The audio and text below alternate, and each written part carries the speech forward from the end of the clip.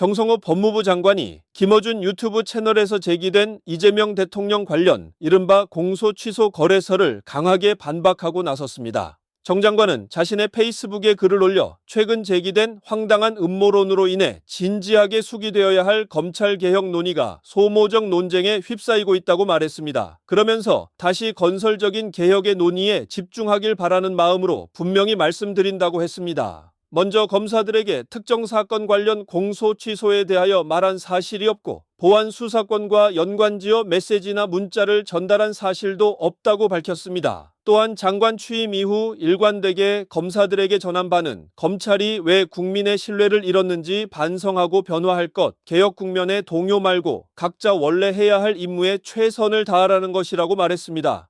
이어 국민주권 정부의 검찰 개혁은 범죄로부터의 국민 안전, 민생 안정이 기준일 뿐이라고 했습니다.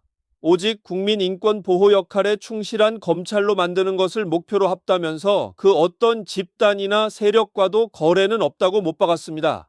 자신들의 생각과 다르다 하여 전 국민이 숙의해야 할 검찰개혁 담론의 음모론이라는 매우 부적절한 주장을 꺼내고 합리적 토론이 이루어져야 할 공론장을 분열과 갈등에 빠지게 하는 것은 안타까운 일이라고 비판하며 검찰개혁은 흔들림 없이 추진될 것이고 법무부는 맡은 바 임무에 충실할 것이라고 글을 맺었습니다.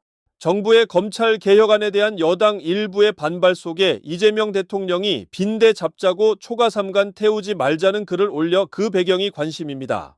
이 대통령은 9일 새벽 1시 X의 개혁은 외과 시술적 교정이 유용할 때가 많습니다 라는 제목의 글을 썼습니다. 이 대통령은 공직사회에 문제가 많다지만 구성원 모두의 문제는 아니라고 운을 뗐습니다. 부패하고 부정의한 조직으로 비난받는 조직도 대개는 미꾸라지 몇 마리가 우물을 흐리는 것처럼 정치화되고 썩은 일부의 문제이지 대다수는 충직하게 공직자의 책임과 역할을 다하고 있다고 말했습니다. 그러면서 법원도 마찬가지라고 설명했습니다. 법원에도 정치적 사적 때문에 정의를 비트는 경우가 있지만 사법정의와 인권 보호를 위해 법과 양심에 따라 용기 있게 판결하는 법관들이 훨씬 많다고 했습니다. 우리의 사법 신뢰도는 세계적 수준이라는 게 법조인으로서 믿음이었고 개인적 경험으로 보더라도 그렇다고 강조했습니다. 이 대통령은 본인이 시민운동가와 정치인으로서 부패검찰의 수사와 기소권 남용으로 기소와 구속영장 청구가 반복되었지만 양심적 법관들의 정의로운 판결 덕에 지금껏 살아남아 대통령 직무까지 수행하고 있다고 덧붙였습니다. 지금도 검찰이 기소할 때마다 법원이 법과 양심에 따라 무죄 판결할 것으로 믿고 있다며 사법부에 대한 신뢰를 드러냈습니다. 그러면서 문제 해결을 위해서는 원인을 정확히 파악하고 옥석을 분명히 가려야 한다고 했습니다.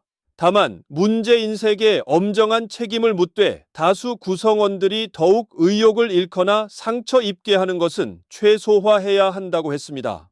필요한 개혁을 하더라도 전체를 싸잡아 비난하며 모두를 개혁 대상으로 몰아 빈대 잡자고 초가삼간 태우는 결과가 되지 않게 조심해야 한다고 했습니다.